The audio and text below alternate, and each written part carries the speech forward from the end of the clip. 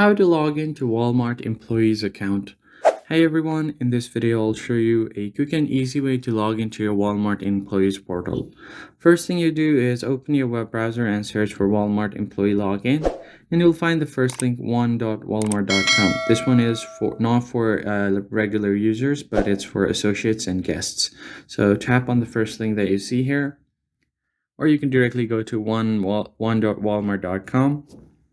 And then you'll have an option to log into your account. Tap on the login at the top right corner of your screen, and you'll be taken directly over to the login page.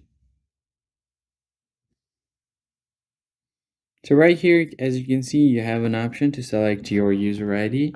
Just go ahead and enter your ID and select your region or state. Then select your home office or if it's a store, club, anything else. Tap on sign in. And just go ahead and verify your ID, and you should be able to log in without any problem. That is basically it, guys. I hope this video was helpful, and I'll see you in the next one.